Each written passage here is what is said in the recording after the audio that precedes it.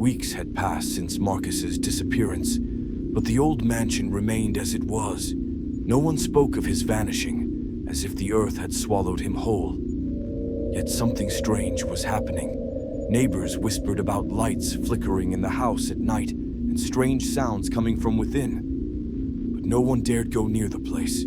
Thomas, a new young delivery driver, was the next to receive the same task. He knew nothing about Marcus's disappearance and assumed things would be as usual. He was used to late-night deliveries, and he was ready to complete his job quickly. That night, the sky was overcast, as if it held something heavy. Thomas was driving down the narrow road, relieved that this was his last delivery for the day. As he approached the mansion, he felt something uneasy. The mansion stood dark in the shadows, but there were faint lights flickering in the upper windows, as though eyes were watching him.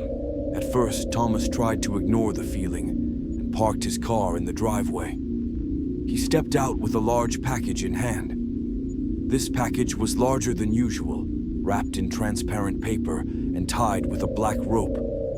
He felt something strange inside, but shrugged it off and walked towards the front door. When he arrived, he was surprised to find the door slightly ajar, just like it had been when Marcus disappeared. It seemed he too couldn't close it fully. He paused for a moment, staring into the dark interior of the house. There were no sounds, but the air was heavy, and the temperature was cold. He slowly walked inside, his footsteps creaking on the wooden floor. "Hello," Thomas called softly, but there was no answer. Only a faint sound came from deep inside the house, as if someone was moving in the distance. As he continued into the mansion, he noticed the same candle that had been in the spot where Marcus had vanished. It was still there, burning on a table in the corner. But this time, the candle flickered, as if the wind were blowing around it, though the windows were closed. He stopped suddenly when he felt something strange settle on his chest, like a weight pressing down on him. "Hello?" he called again, but no one answered. The air felt thicker now, and the walls seemed to close in. Then, just as he was about to move forward, he heard it. A faint whisper, one he couldn't quite understand. It was coming closer, from behind him. Thomas, his heart raced. He spun around but saw nothing. Only the shadowy corners of the dark hallway. Suddenly, the room grew colder. The candlelight flickered and went out. Total darkness surrounded him.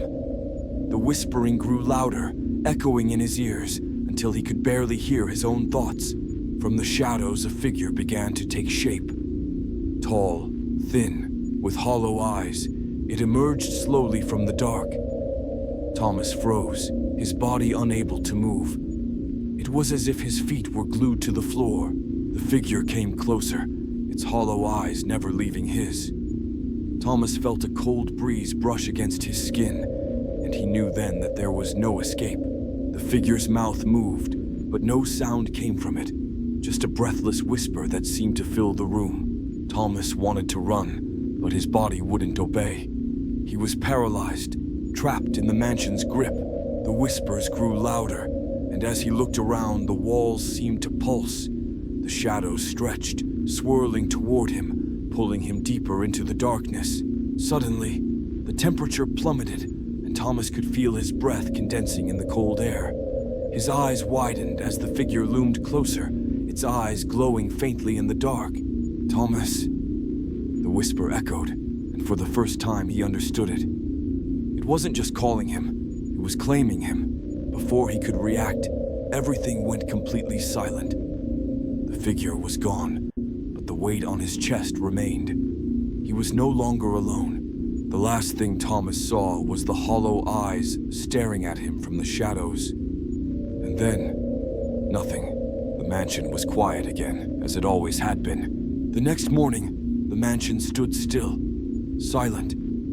No one would know what happened to Thomas, the delivery driver who never returned.